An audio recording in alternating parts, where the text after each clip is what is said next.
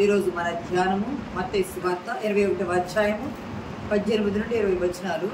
ఇక్కడ యేసుక్రీస్తు ప్రభువారు అంజూరపు చెట్టును చూచి దాన్ని ఎండిపోవాలని నీ ఫలములు ఫలింపకుందువుగా కానీ శపించారు.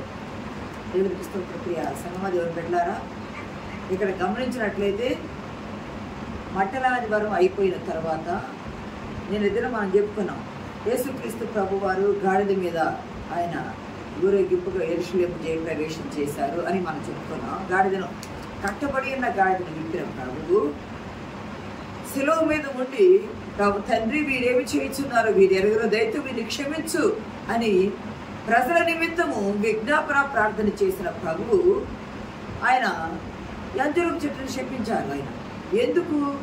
నేను దినము ఆయన బేతనియాకు వెళ్ళి బేతనియాలో అక్కడ బస చేసి ఉదయం మళ్ళీ తిరిగి వస్తూ ఉన్నారు. వచ్చే సమయంలో బెత్పగే అనే ప్రాంతం మీదకి మరలా వస్తున్నాయి. నేను చెప్పుకున్నాము, బెత్పగే అంటే పండని అంజూరముల గృహము, పండని అంజూరముల గృహము అని నేను చెప్పుకున్నాను. ఆయన వస్తుంటే దారి వెంట ఒక అంజూరపు చెట్టు కనిపించింది. దారి వెంట ఒక అంజూరపు చెట్టు కనిపించింది. అంజూరపు చెట్టు నిండా ఆకులు ఉన్నాయి. ప్రభు ఉన్నారు, శిష్యులు ఉన్నారు, జనం ఉన్నారు అంటూ అంజూరపు చెట్టు నిండా ఆకులు ఉన్నాయి. దగ్గరికి వెళ్ళి ఆయన ఆకలి కొన్నారు అనుకున్నారు. దగ్గరికి వెళ్ళి ఆ అంజూరపు చెట్టును దగ్గర పండ్లు ఉన్నాయేమో, దానికి ఏమైనా కాయలు ఉన్నాయి, ఫలాలు ఉన్నాయో మనం చూడటానికి వెళ్ళేటప్పటికి నిండుగా ఆకులు ఉన్నాయి కానీ ఫలములు లేవు. నిండుగా ఆకులు ఉన్నాయి కానీ ఫలములు లేవు. ఇక్కడ చూస్తే అది పండ్ల కాలము కాదు అని లోకాల్లో కూడా అది పండ్ల కాలము కాదు. అసలు పాలస్తీనా దేశంలో ఈ అంజూరపు చెట్టుకు ఒక ప్రత్యేకత ఉంది. ప్రాముఖ్యమైన విలువలు కూడా దానికి ఉన్నాయి. ఇది ఎక్కడ అంటే సారవంతమైన భూమిలో పడుతుంది. శాంతి సమాధానాలకు క్షేమాభివృద్ధికి ఇది గుర్తుగా ఉంటుంది. చెట్టు మానవులకు నీడనిస్తుంది, మానవులకు ప్రార్థనా స్థలంగా కూడా ఉంటుంది. ప్రార్థనా స్థలంగా కూడా ఉంటుంది. ఇశ్రాయేలీయులు ఏం చేస్తారంటే ప్రతి కుటుంబం ముందు ఒక అంజూరపు చెట్టుని పెంచుకుంటారు. ఒక అంజూరపు చెట్టుని పెంచుకుంటారు. దాని ఇంకా వాళ్ళకి ఒక గట్టి నమ్మకం ఏముంటుంది అంటే, పిల్లలు ప్రెగ్నెంట్తో ఉన్న లేడీస్ ఎవరైనా అంజూరపు చెట్టు కింద పిల్లలకు పురుడిస్తే అంటే జన్మనిస్తే, అంజూరపు చెట్టు కింద దాని నీడలో జన్మనిస్తే పిల్లలు గొప్పవారు అవుతారు, ఆశీర్వదించబడతారనే గట్టి నమ్మకం వాళ్ళకు ఉండేది. అందుకే యోధా స్త్రీలు, ఇజ్రాయేలీల స్త్రీలు అంజూరపు చెట్టు కింద పురిటిని ఇవ్వడానికి ఇష్టపడతారు, బిడ్డలకు జన్మనివ్వడానికి ఇష్టపడతారు. అంతేకాదు, యోహాను సువార్తలో 1వ అధ్యాయం 48వ వచనంలో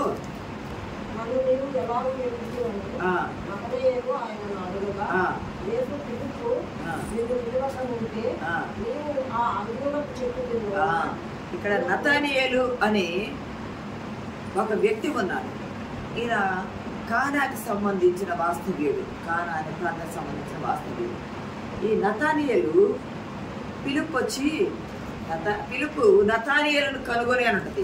ఎక్కడున్నాడు కనుగొని వచ్చి, మేము మెస్సయ్యను చూసాము, ధర్మశాస్త్రం ఎవరి కొరకైతే ఎదురు చూస్తుందో ఆ మెస్సయ్యను మేము కనుగొన్నాము అన్నప్పుడు ఈ నతానియేలు ఎక్కడున్నాడయ్య అంటే అక్కడ ఉన్న ఒక అంజూరపు చెట్టు కింద కూర్చొని ఉన్నాడు అని కొన్ని పుస్తకాల పట్టణం ఆ లేఖనం అది చెప్పబడింది.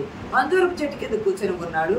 అంతేకాదు, యేసుక్రీస్తు ప్రభువారు అంటాడు, ఇతను ఇశ్రాయేలీయుడే, ఇతనిలో ఏ కపటము కూడా లేదు, ఇతను ఇశ్రాయేలు కుమారుడు, ఇశ్రాయేలీయుడే అని ఎందుకన్నాడయ్యా అంటే, అక్కడ అంజూరపు చెట్టు కింద కూర్చుని యాకోబుకు సంబంధించిన ధర్మశాస్త్రంలో యాకోబునకు సంబంధించిన చరిత్రను ధ్యానం చేస్తా ఉన్నాడంట నతానియేలు. యేసుక్రీస్తు ప్రభువారు సర్వాంతర్యామి, సర్వ సృష్టికర్త కదా. ఈ నతానియేలు ఏమి చేస్తున్నాడో ప్రభు ఎరిగి ఉన్నారు. అందుకే నతానియేలు, పిలుపు నిన్ను పిలవక ముందే నీవు ఆ అంజూరపు చెట్టు కింద ఉన్నప్పుడే, 2 మాటలు ఉంటాయి ఇక్కడ. ఏ అంజూరపు చెట్టు?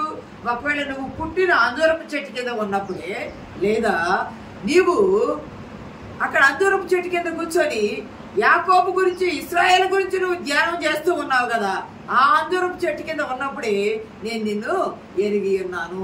ఆశ్చర్యపోతాడు, నేను మీకు ఎట్లా తెలుసు అని. నేను మీకు ఎట్లా తెలుసు అంటే, నువ్వు అంజూరపు చెట్టు కింద ఉన్నప్పుడే నీవు నాకు తెలుసు.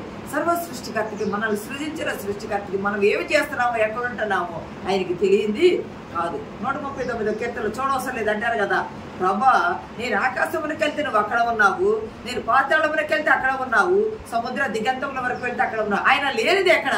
ఆయన లేని చోట ఎక్కడ? ఆయనకి తెలియని స్థలము, జీవితము, రహస్యమైంది. ఏ సంగమా, నువ్వు ఆ చెట్టు కింద ఉన్నప్పుడే ఇది అవుతాడు. ఈ చెట్టు 15 అడుగుల ఎత్తు వరకు పెరిగింది. అంజూరపు చెట్టు 15 అడుగుల ఎత్తు వరకు పెరిగింది.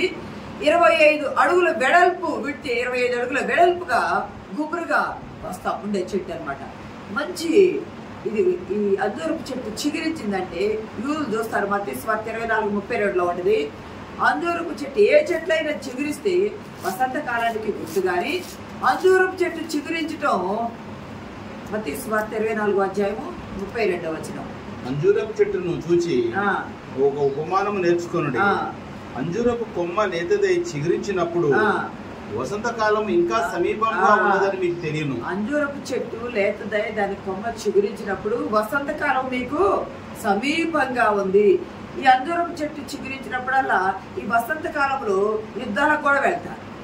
అంజూరపు చెట్టు చిగురించి ఈ వసంత కాలంలో ఇజ్రాయేలీలు యుద్ధాలకు వెళ్తా ఉంటారు. అటువైపు పాశ్చాత్య దేశాల్లో ఉన్న రాజులు యుద్ధాలు చేయడానికి కనువైన కాలము అని వారు గుర్తిస్తారు. అంజూరపు చెట్టు చిగురించే కాలంలో అంజూరపు చెట్టు చిగురిస్తుందంటే మెస్సయ్య కూడా వస్తాడు అని ఎదురు చూస్తారు.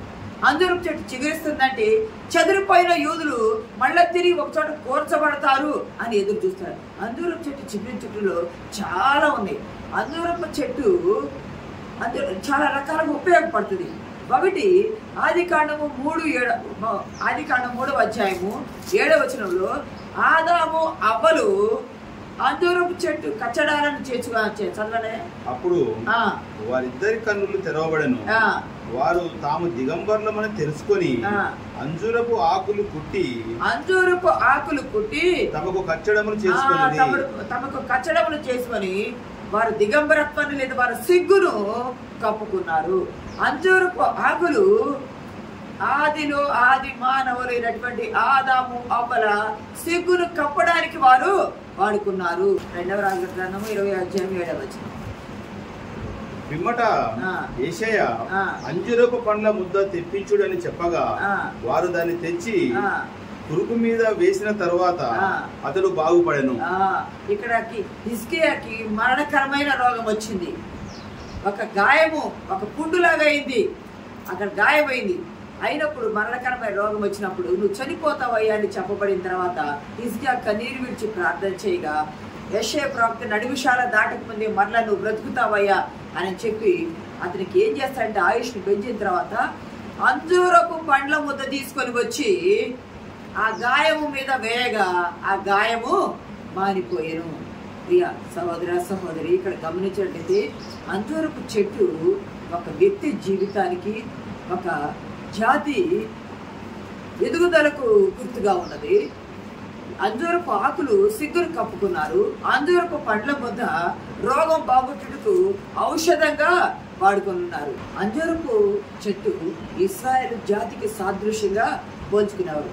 వాళ్ళు ఏమనుకునేవారంటే అంజూరపు చెట్లు పండు రాకపోయినా, ద్రాక్ష చెట్లు గెలలు వేయకపోయినా, పూత పట్టకపోయినా వారికి క్షామం వస్తుంది, కరువు వస్తుంది అని వాళ్ళు నమ్మేవాళ్ళు. ఏదో ఒక చెడు జరగబోతుందని ఒక సూచనగా వాళ్ళకి కనిపించేది అంజూరపు చెట్టు పండ్లు ఇవ్వకపోతే. అయితే ఈ అంజూరపు చెట్టుని యేసుక్రీస్తు ప్రభువారు గమనించండి. మలమూత్రంలో కట్టబడి ఉన్న గాడిదను నిన్న విప్పారని మనం అనుకున్నాం కదా. దాని మీద జాలిపడి గాడిదకు బదులు తానే గొర్రెపిల్లగా బొదులుగా వెల చెల్లించారనుకున్నాము. పొరుని సిలువను మోసారు. బరబ్బా ఎక్కవలసిన సిలువ ప్రభు ఎక్కారు. సర్వమానవాళి పాప భారము తన మీద వేసుకొని తాను లోక పాపమును మోసుకొని పోయే గొర్రెపిల్ల అయ్యి సిలువ మీద ఎక్కి మన కొరకు తండ్రికి మీరు ఏం చేస్తున్నారు, మీరు ఎరగల మీరు క్షమించు ప్రభు అని విజ్ఞాపన చేసిన ఆ ప్రభు వారు అంజూరపు చెట్టుని శపించారు. ఆశ్చర్యంగా ఉంది కదా. అంజూరపు చెట్టు దానికి నోరు లేదు, అది మాట వచ్చేది కాదు, అది ఏమి అన్నదే కాదు. కానీ అది ఎట్లా ఉంది అంటే ఎదిగింది, నిండుగా ఆకులు కలిగి ఉన్నది. ఆకలి కొని ప్రభువారు దాన్ని ఎద్దుకు పెడితే దాని దగ్గర ఏ ఫలములు లేవు. ఎందుకు ప్రభువారు దాన్ని శపించారు? శపించడానికి కారణం ఏమిటి అంటే అంజూరపు చెట్టు సంవత్సరానికి 2 కార్లు ఇస్తుంది, 2 పంటలు ఇస్తుంది. అంజూరపు చెట్టు సంవత్సరానికి 2 పంటలు ఇస్తుంది. మొదటి పంట బకూర్ అంటారు దాన్ని. మొదటి పంటను బకూర్ అంటారు. ఈ మొదటి కాపు పచ్చగా ఉండగానే, గ్రీన్ కలర్లో ఉండగానే కాయలను పచ్చిగా ఉన్నప్పుడే కోసి అమ్మేసేస్తారు. అవి తినడానికి బాగుంటాయి, మెత్తగా ఉంటాయి, గుజ్జుగా ఉన్నట్టుంటాయి. కానీ ఇది అమ్మితే వ్యాపారికి అంతా ధనము వ్యయం రాదు, దానికి ఎక్కువ లాభము రాదు, వీటిని నిల్వ చేయలేరు. మొదటి కాపు నిల్వ చేయలేరు. అంతేకాదు, చెట్టుకి ఆకులు రాకముందే ఈ పంట వస్తుంది. చెట్టునకు ఆకులు రాకముందే ఈ పంట వచ్చేస్తుంది. అది రోడ్డు పోయేవాళ్ళు, మన లాంటి వాళ్ళు ఎవరైనా ఆ రోడ్డును పోతా చూస్తే ఎవరైనా కోసుకుని తినొచ్చు. అదిగాక ఇశ్రాయేలు 7 సంవత్సరాలకు ఒకసారి తమ పంటను విడిచిపెట్టేస్తారు.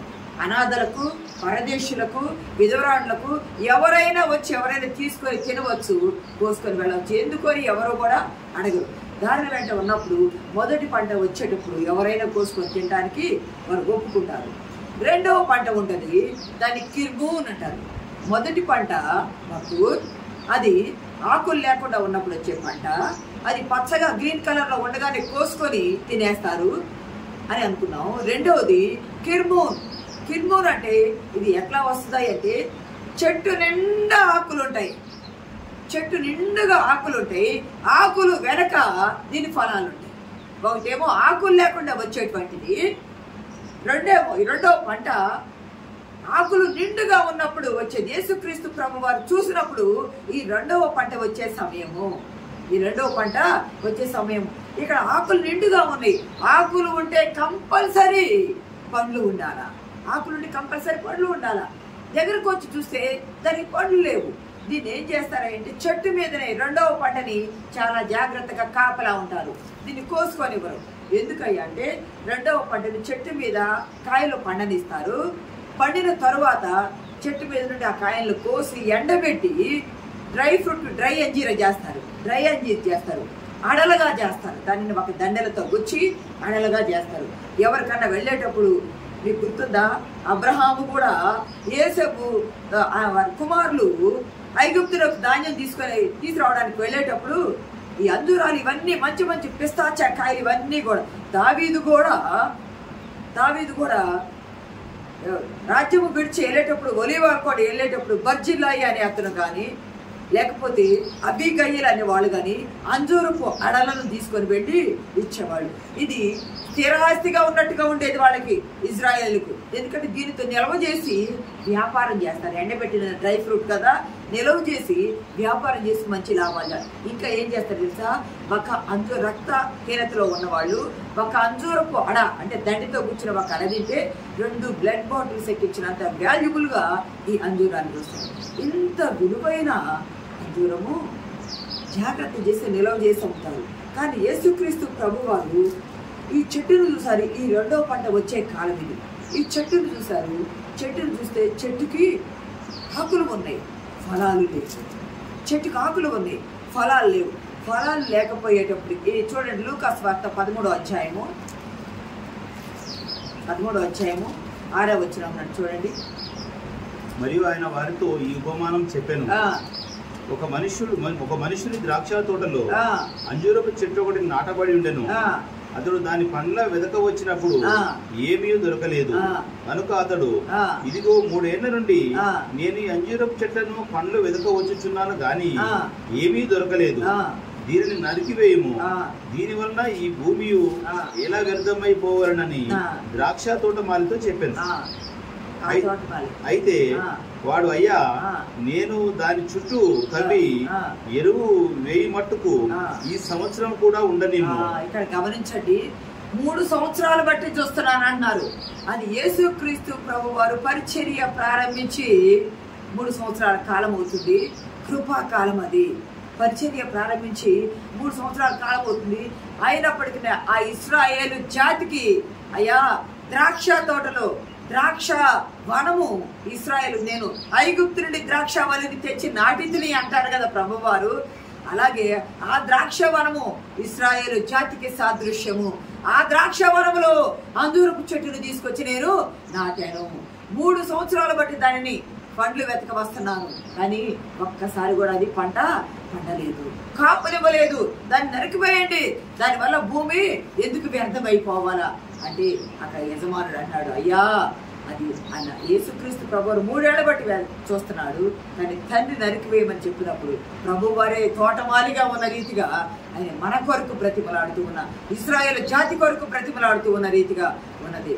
గమనించండి, 3 సంవత్సరాలు బట్టి ఫలాలు లేకుండా ఉన్నది ఆ చెట్టు, ఫలాలు లేకుండా ఉన్నది ఆ చెట్టు. ఫలాలు ఇవ్వాలా, ఫలములు లేకపోతే అది నరికివేయబడ్డట్టు. యేసుక్రీస్తు ప్రభువారు ఈ లోకానికి ఎందుకు వచ్చారయ్యా? తీర్పు తీర్చడానికి వచ్చారా? తీర్పు తీర్చడానికి రాలేదు. నేను లోకములకు తీర్పు తీర్చడానికి రాలేదు, తీర్పు తీర్చడానికి దేవుడు ఆయన పంపలేదు. ఎన్నో అద్భుతాలు, ఎన్నో సూచక్రియలు, గుడ్డివారికి చూపునిచ్చారు, కుంటివారికి నడకనిచ్చారు, మూగువారు మాట్లాడే, కుష్ఠరోగులు శుద్ధులయ్యారు, చనిపోయిన వారిని లేపారు, ఆహారం ఎంతో ఎన్ని అద్భుత క్రియలు చేశారు ప్రభువారు. ఇవన్నీ వాళ్ళు చూశారు, ఇవన్నీ చూశారు, కళ్ళతో చూచారు, చెప్పిన చెవులతో విన్నారు, కానీ హృదయంతో వారు ఆలకింపకుండా ఉన్నారు, మనసు మార్చుకోనకుండా ఉన్నారు. వారు కదలని వారి వరే, హృదయం పగలగొట్టుకొనని వారి వలె వారు కఠినమైన హృదయులైపోయి ఉన్నారు. వారిలో క్రియలు లేవు. అంజూరపు చెట్టు పచ్చదనం కలిగి ఆకులు ఉన్నది, కానీ దానిలో క్రియలు ఉన్నాయా? క్రియలు లేవు. క్రియలు లేని విశ్వాసము మృతము అంటున్నాడు యాకోబు భక్తుడు. నీలో క్రియలు లేవు. క్రియలు లేకపోతే ఏమి ఉండాలా? నువ్వు చెట్టు వలే ఉన్నావు, పచ్చదనం కలిగి, నువ్వు సారవంతమైన దానిలానే ఉన్నావు, సారవంతమైన వాళ్ళనే మనం ఉన్నాము. మనము దేవుని బిడ్డలమని చెప్పుకుంటా ఉన్నాము. యేసుక్రీస్తు ప్రభు వారు ఎందుకు శపించారు ఆ చెట్టుని? పచ్చగా ఉన్నాము, దేవుని బిడ్డలుగా ఉన్నాము, కానీ మనలో క్రియలు లేకపోతే, దేవుని క్రియలు లేకపోతే, మనలో ఆత్మ ఫలములు లేకపోతే, ఆత్మ ఫలములు లేకపోతే నరికివేయబడతాయి. గొడ్డలి ఎక్కడ ఉన్నది? చెట్ల వేరునే గొడ్డలి పెట్టబడదు. ఆత్మ ఫలములు మనలో ఫలించాలని ప్రభు వారు చెప్పారు.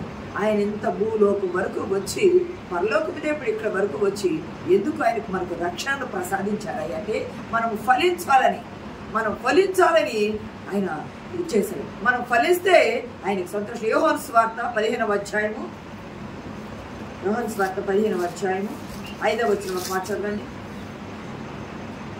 ద్రాక్షవల్లిని నేను, తీగలు మీరు. ఎవరు నా యందు నిలిచి ఉండునో, నేను ఎవరి యందు నిలిచి ఉండునో వాడు బహుగా ఫలించు. 8వ వచనం కూడా, మీరు బహుగా ఫలించుట వలన నా తండ్రి మహిమపరచబడును. నేను ఎవరి యందు నిలిచి ఉండునో, ఎవడు నా యందు నిలిచి ఉండునో వాడు బహుగా ఫలించును. ప్రభువు లేకుండా మనం పచ్చదనం కలిగి ఉంటే మనలో ఫలితం ఉండదు. ప్రభువు లేకుండా పచ్చదనం కలిగి ఉంటే మనలో ఫలితం ఉండదు. మనం పచ్చదనం కలిగి ఫలములు కలిగి ఉండాలి.